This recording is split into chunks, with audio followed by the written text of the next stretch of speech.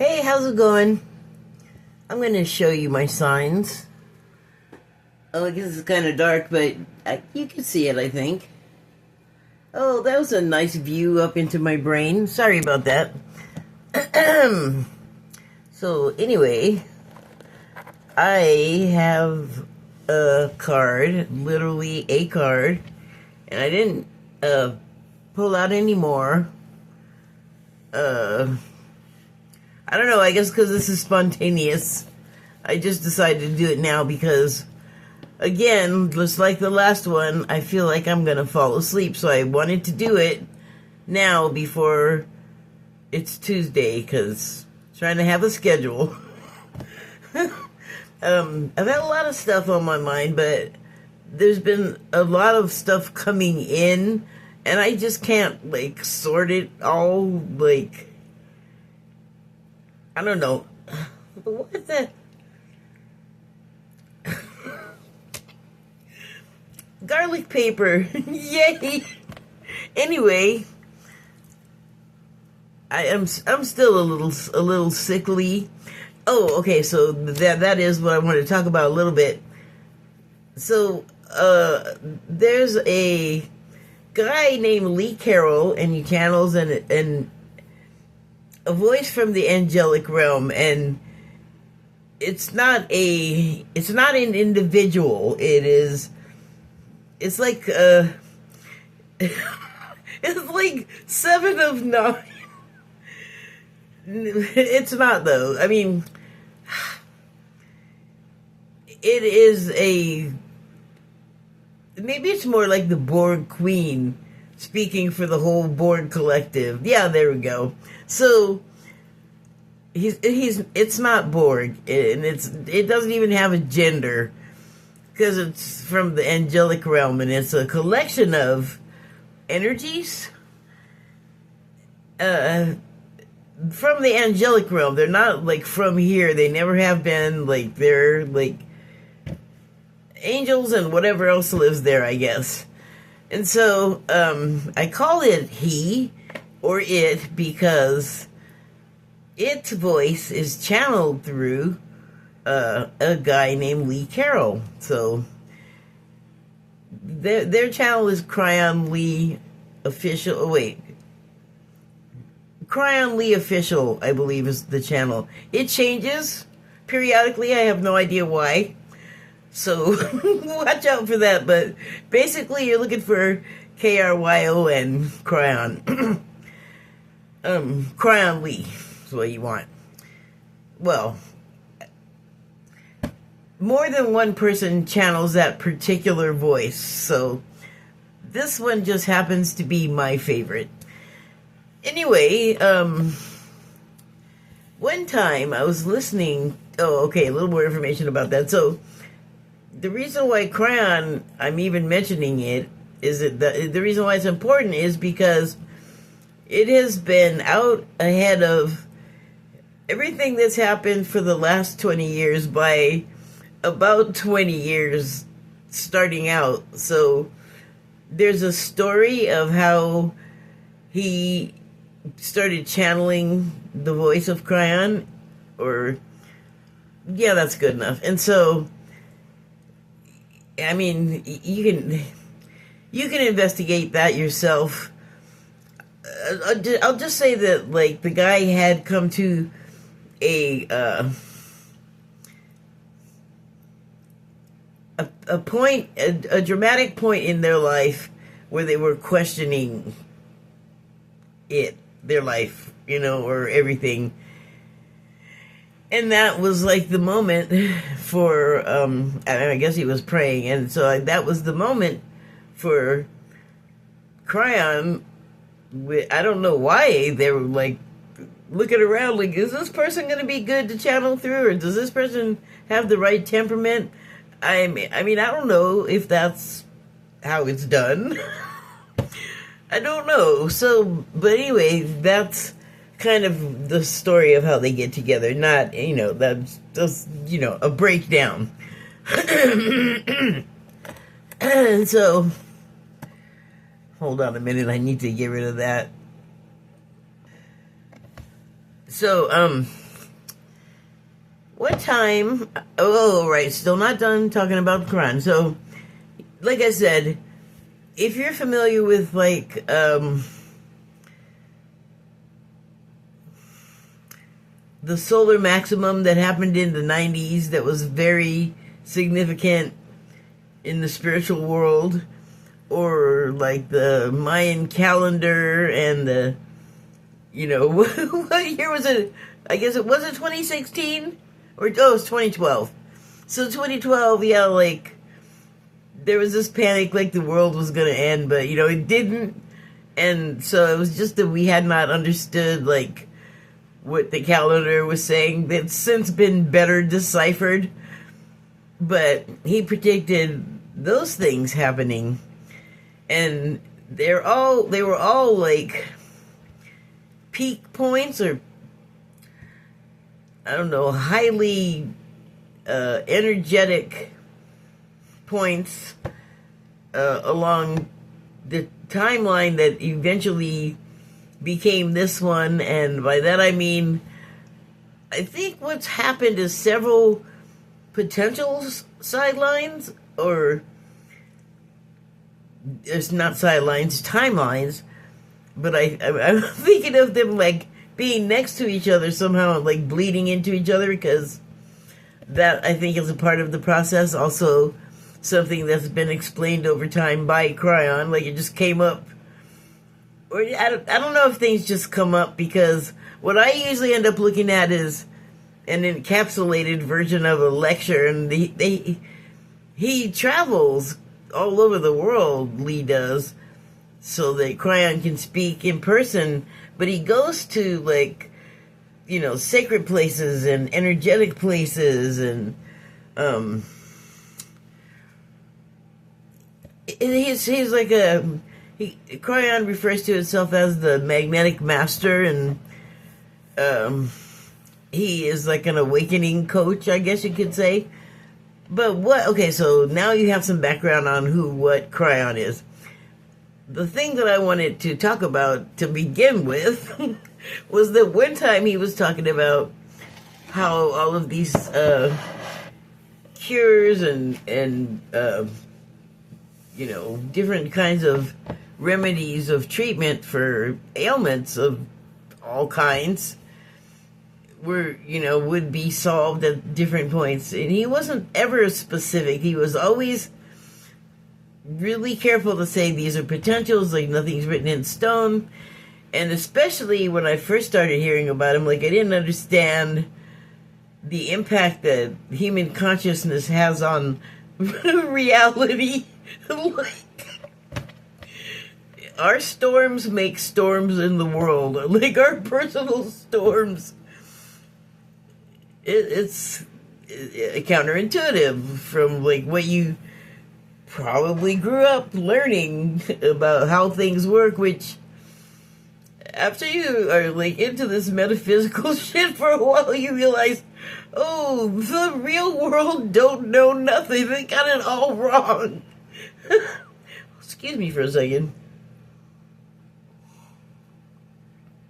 So somebody said, oh, then are we going to cure the common cold?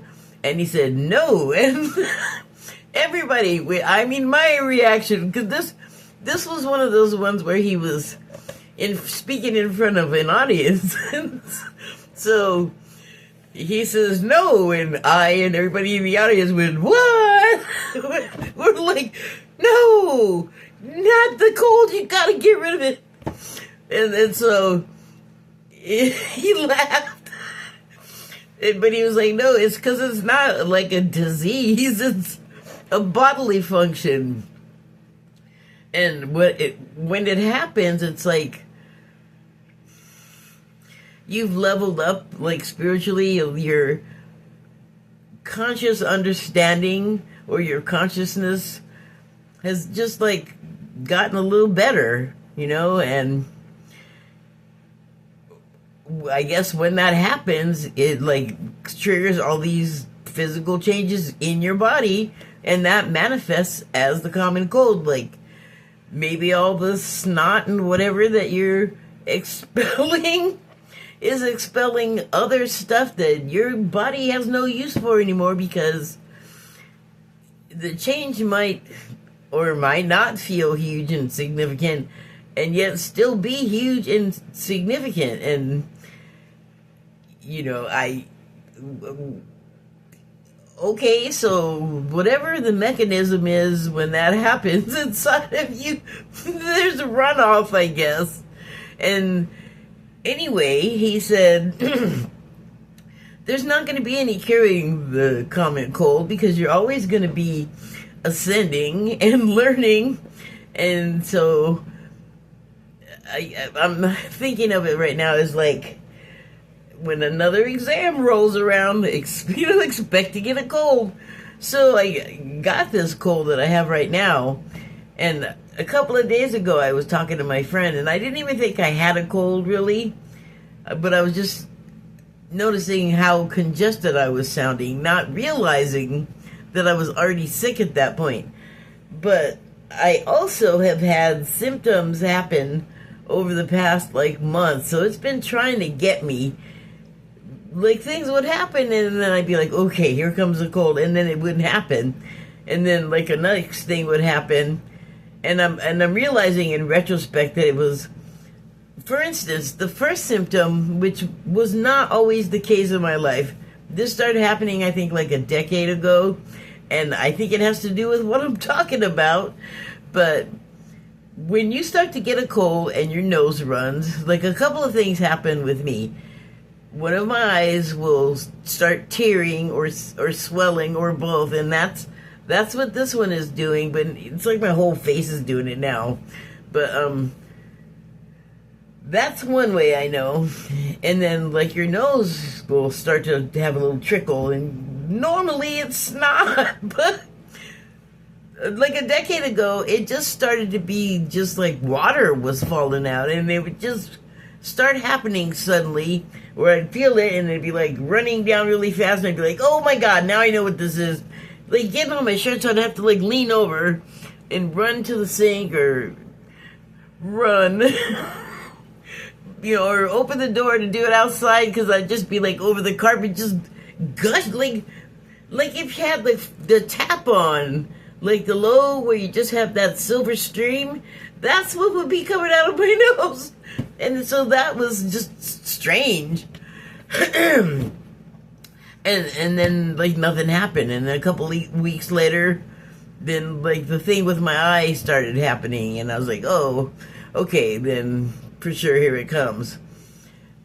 But the reason why I'm having trouble telling what the heck's going on is because I'm also allergic to my cat, and it just makes me congested all the time. So I just didn't catch it. And then things progressed, and then the next symptom was with the kind of snot that you get. I'm sorry if I'm being gross. I just realized that some people don't like this kind of talk, but I'm trying not to be disgusting about it, and I'm using the shortest terminology I can. It was the consistency enough, it was viscous enough that I wasn't trying to blow bubbles, but it happened once, and I was all, like that, and then enough, it had two, and I was like, what the heck is going on? But then I had to recognize, okay, you're sick, but here's the other thing is no fever, right? And I didn't think much about my appetite being less, because I started doing oregano oil and black seed oil, and I did notice that made me forget about wanting to eat every 5 seconds, but when I get sick, I eat less, but I don't really feel I guess I don't feel like it, but whatever.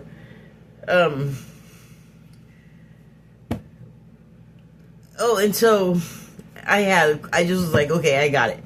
And so then, the last couple of days, this weekend, I was just, getting these heavy-duty downloads where it was just sort of, just sort of like being stunned for a while, like really actually wasn't motivated to be trying to do anything. I did a lot of just sitting silently, with like nothing on. So like, I don't know. It was sort of like going through a medical procedure, like getting your blood drained or something. Like it just felt like input and output like through my feet, or maybe you don't know, but like I kept thinking of old TVs that would have like the static channel,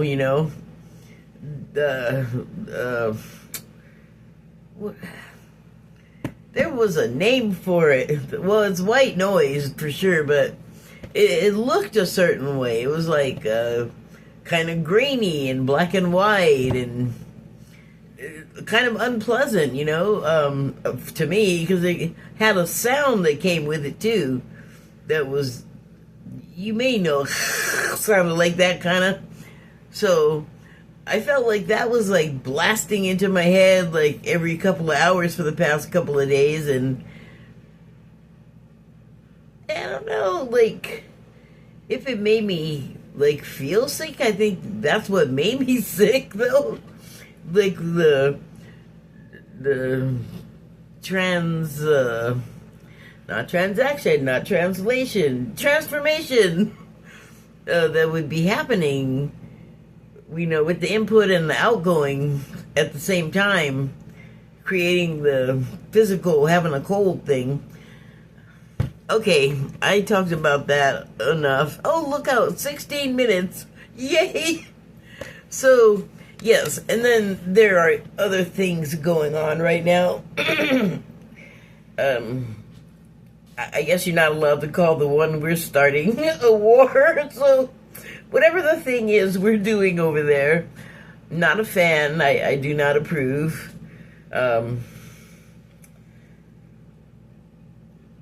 But what I think about it most is how it's making us all feel. And also, it occurs to me that this is such a critical choke point that it has reverberated outwards so quickly that it's just so clear that we're not going to get help with this, even though he's asking, after talking so much crap about all the other countries and NATO and just being himself. We are now a pariah. We have alienated people, and I have to say we have a system where we vote for the person or not, and I'm one of the or not people, but from outside here and from inside here, really, it doesn't really matter. I always say about these really terrible situations, if it wouldn't be happening if we weren't allowing it to happen. Like, if we cared enough, it would not be happening. So it may not be a matter of caring enough, like that is like reductionist, but now that you know that, and I'm concerned about it. I don't know. For a while, I was like in this sort of school of like, don't have concern, don't feel blah blah blah. That's ridiculous. And if you start to not feel what you have to feel, I think it damages you.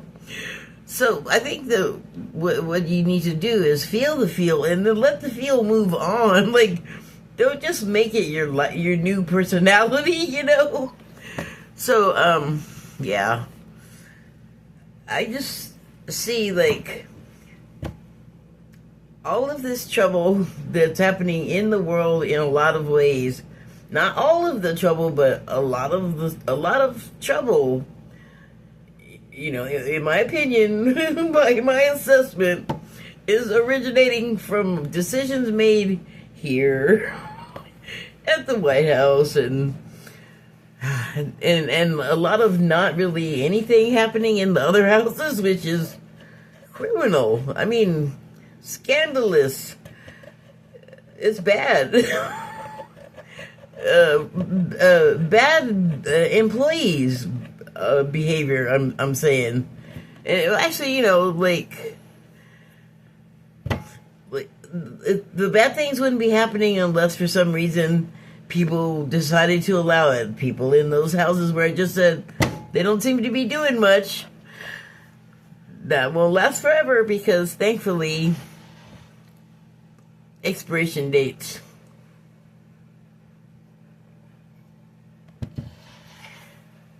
But, those things and other things I have said recently, maybe it was just to myself, I might have said it on here, but that all of our unaddressed issues from the past are converging, and it's like so many past, tragedies, really, wars and things where people are that we would consider the losers and have for years, although those people would disagree. And I'm thinking particularly of our Civil War here in the American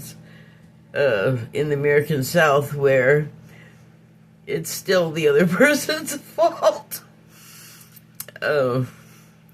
Maybe I'm biased, but I don't think that's right.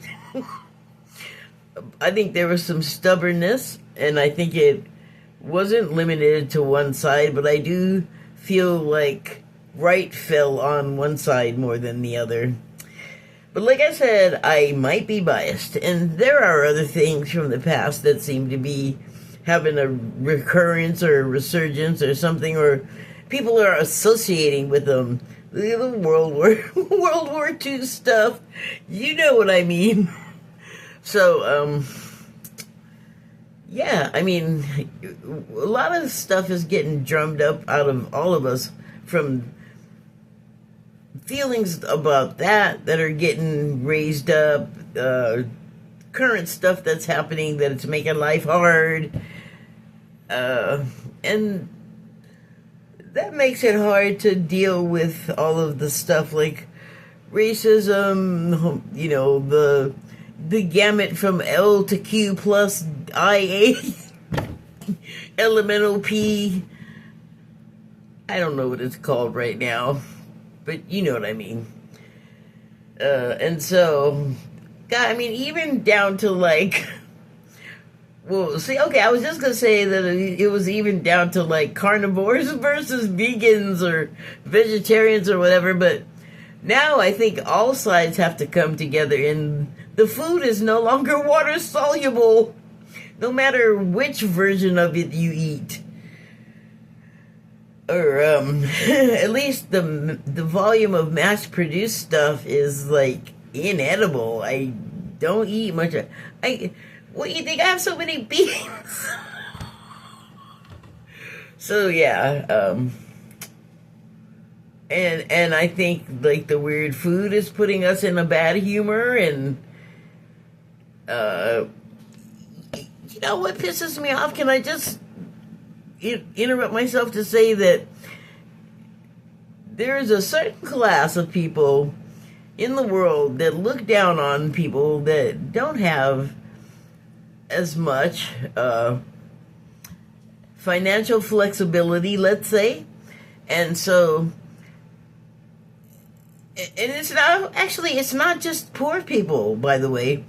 Mass-produced food that kind of everyone eats, if it's in, a restaurant, that stuff is mass-produced, and I have a particular item in mind, and it's the newest selection from the Arches restaurant. You must see the YouTube of the CEO doing this is a new product taste test, and it looks so distasteful to him that, yeah. Things you grew up eating, I think, are less likely to still be categorized as food these days. Okay, so, I mean, think about it. It makes me feel kind of strange knowing that, like, food is becoming more and more inedible. Like you still gotta eat. So I am teaching myself how to forage. So yeah, like it is maybe have some feels, have some thoughts, and there's lots of stuff like that, and it's hitting us all continuously, 24/7. And coincidentally, I came across a Richard Feynman, and now I don't know how to pronounce it. I think it's Feynman, I don't know. Feynman. I think it's Feynman. I came across a channel that covers his lectures, and the first one I saw was about how, I forget the title, but the content was, yes, you do too get aches when the weather changes, like when the rain is coming, and he fully scientifically explained why. So I was like, I know, everyone says it. Why do the doctors tell you it's not the case? I think he went into that, but I think I paid less attention to that because I wanted to know more. Anyway, but one thing he said stuck to me, and it really makes me think of the way the world is bombarding all of us now, right now. And it was about how all the time our bodies are being inundated from the outside and bombarded, and stuff is tossed at us, waves and things and gases and like all kinds of invisible stuff, gravity. And so from every direction our bodies are under pressure, and that's how I feel like we are emotionally right now. And things are changing really fast. Our bodies are changing, I think, in ways that we're not really, I don't even know if we're able to feel these things that are happening, because a lot of the stuff that's coming in from the outside is activating our genetic structure. So, I mean, I don't know what a symptom from that would look like. There are symptoms, though, of the type where you have some sort of concerning ailment or something, and you go into the doctor, and the doctor's like, hey, you seem like you're fine to me. Because it's not a regular symptom. It's not a symptom of something that a doctor is trained to recognize or even acknowledge as, you know how they are about like just dismissing what you're telling them is happening. If you have ascension symptoms and you're telling them you can go in there and have like a dang full-on disease that's 3 years from offing you if they don't catch it, and they can tell you, no, you're imagining it, which is, where in the doctor school, what class is that under? Or is that the title? You're just imagining it, A and B? Sorry. Don't want to get personal. But, yeah, so along with the pressures that Feynman was talking about, I feel like I'm saying that wrong. I have to find out, but not right now. Like I said, we have like the same thing happening emotionally, but I think you're getting it from the inside and the outside with that, because stuff comes in, you have your reactions or responses or whatever, and look, it's complicated in here. I can't explain it. Anyway, so I have a card from the Declarations of Mary Magdalene deck, and it is the number 11 card. Interesting. That is kind of like the number of ascension in a certain way, like when the twin flame meets and becomes the one unit. I know that's a terrible explanation for how complicated that is, but I'm just gonna go with it because I'm not talking about all that right now. So yeah, although I could be because she also talks about it a lot. Anyway, it says, "Thou that wishes to harm others in any way, seen or unseen, leaves thy kingdom." I feel like that's your heart, where you have care and compassion and love and things. So, thou that wishes to harm others in any way, seen or unseen, leaves thy kingdom until thou see thy reflection of thine own self within others to heal thy wounds. So, that last bit about seeing the reflection of your own self in others to heal your wounds, I often think of someone like the president, actually, because I don't think I have the feeling that most people seem to have. Like, I'm definitely frustrated with what he's doing, but I just can't help but see a wound. Like, I can't get mad at him. I mean, I can, but I can't hate him. I don't really want to hate anyone.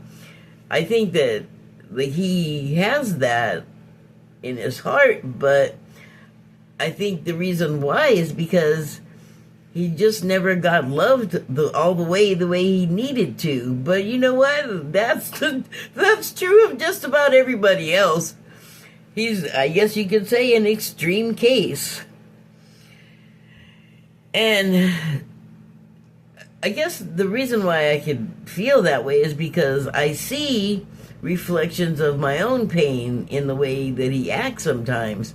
And the more I learn about him, even though it's completely different, it comes from kind of the same place. And he's got all perverted about it, and I didn't. Jeez. But